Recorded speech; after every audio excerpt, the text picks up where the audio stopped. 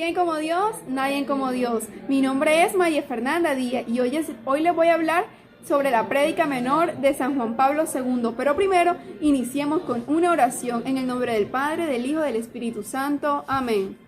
Ven Espíritu Santo, ven por medio de la poderosa intercesión del Inmaculado Corazón de María, tu amadísima esposa. Ven Espíritu Santo, ven por medio de la poderosa intercesión del Inmaculado Corazón de María, tu amadísima esposa. Ven Espíritu Santo, ven por medio de la poderosa intercesión del Inmaculado Corazón de María, tu amadísima esposa. Amén. Ven Santo Espíritu de Dios a custodiar nuestros corazones. Te entrego esta prédica menor para que seas tú, mi Señor, tomándola de tu mano, sellando cada celular, cada señal de internet, para que se haga a tu nombre y a tu gloria, para que tú, Espíritu Santo, dame la fuerza para que a través de mí muchas personas puedan escuchar tu palabra. A ti yo todo te lo entrego, mi Señor, que selles todo celular y toda red de internet. Te entregamos esta prédica. Amén. Padre nuestro que estás en los cielos, santificado sea tu nombre. Venga a nosotros tu reino, hágase tu voluntad en la tierra como en el cielo. Danos hoy nuestro pan de cada día, perdona nuestras ofensas como también nosotros perdonamos a los que nos ofenden. No nos dejes caer en la tentación y líbranos del mal. Amén. Dios te salve María, llena eres de gracias, el Señor es contigo. Bendita tú eres entre todas las mujeres y bendito sea el fruto de tu vientre Jesús. Santa María, Madre de Dios, ruega por nosotros pecadores, ahora y en la hora de nuestra muerte. Amén. Padre San José, regálanos tu bendición en el nombre del Padre, del Hijo y del Espíritu Santo. Amén. Gloria al Padre, al Hijo y al Espíritu Santo, como era en el principio, ahora y siempre. Bueno, hoy voy a hablarles sobre San Juan Pablo II.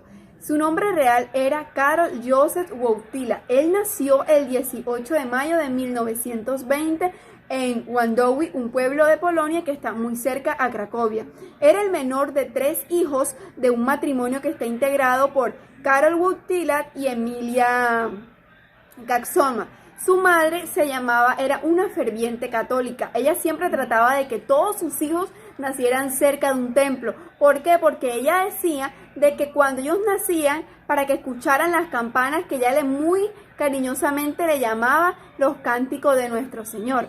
También ella, cuando Karol era muy pequeño, su madre se lo mostraba a todas sus amistades y les decía: verán, mi pequeño Karol va a ser una gran persona. La madre de Karol murió en 1929, hasta cuando él solo tenía 9 añitos. En ese mismo año, Karol recibió el sacramento de la primera comunión. A los 18 años recibió el otro hermosísimo sacramento, que es la confirmación.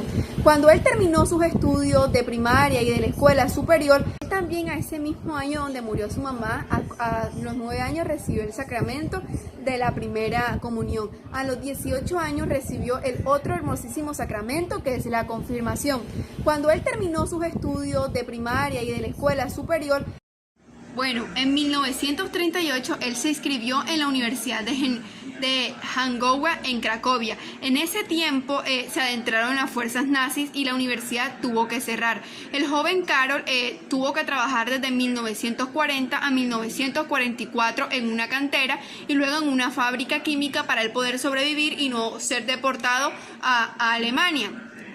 Entonces, él en 1942 sintió ya ese profundo llamado al sacerdocio. Entonces, cuando él empezó a asistir a los cursos que se hacían clandestinamente, como en ese tiempo no se podía asistir por lo que estaban los nazis, clandestinamente asistía a cursos en el seminario, que estaba liderado en ese entonces por el arzobispo Adán Safaina. Al mismo tiempo, él fundó un teatro que se llamó Rhapsódico, que también era clandestino. Cuando ya las fuerzas nazis pasó todo este tiempo de ese periodo, ya Karol pudo volver a retomar los estudios en la universidad. Él siempre se destacó por ser un estudiante responsable, por ser cumplido, por ser comprometido, por ser humilde y sobre todo por hacer siempre la voluntad del Señor. Él era como un joven como una persona común y corriente como nosotros. Le gustaba hacer picnics, le gustaba esquiar, le gustaba el teatro, le gustaba la música clásica, le gustaba el jazz, le encantaba la jardinería. se disfrutaba siempre los espacios libres y cualquier actividad que tuviera que ver con espacios libres. A su corta edad, a sus 20 años se le murió su papá, tuvo grandes pérdidas familiares, pero fue ahí en el momento donde esa fuerza tan divina del Señor se ocupó de él y lo restableció. Carol como tal en 1941 ya fue ordenado como sacerdote de Polonia.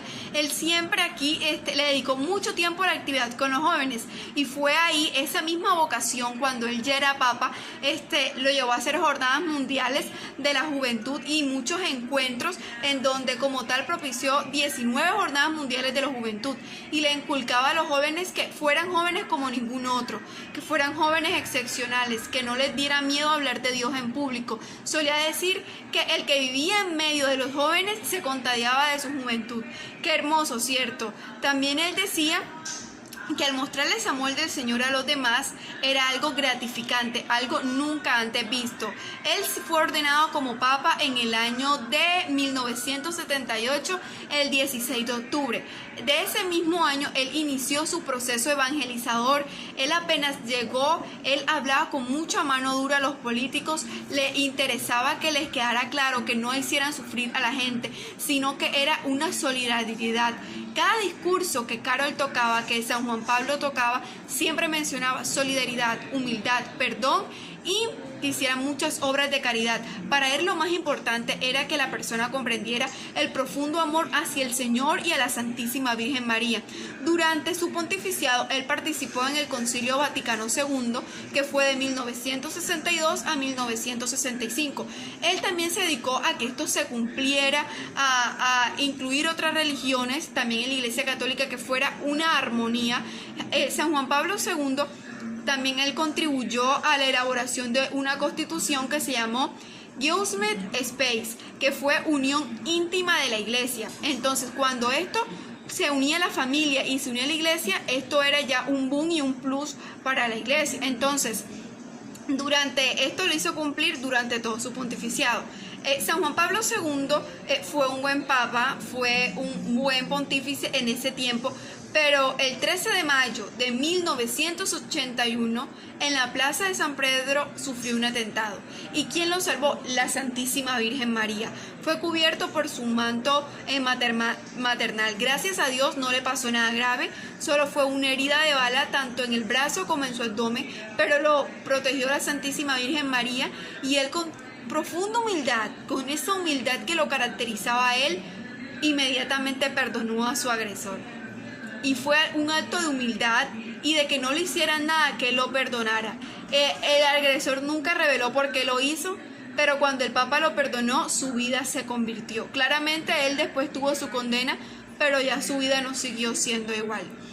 Cuando, se recuperó establemente y siguió su pontificiado con gran amor, con gran devoción y sobre todo que él fue un gran papa excepcional, nadie tuvo queja de él.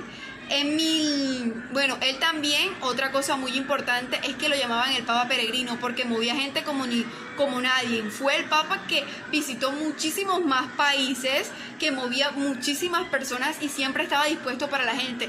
Él que no tenemos cuerpo de seguridad. Él allá donde le decían que no, él iba y decía, y esa persona y esa persona me necesita. Él decía, quiero ser la voz de aquellos que no tienen voz. Y sí, fue la voz porque se adentraba en esos problemas que tenía la gente y les decía, yo hablo por ti, movía gente, se convirtió en varios.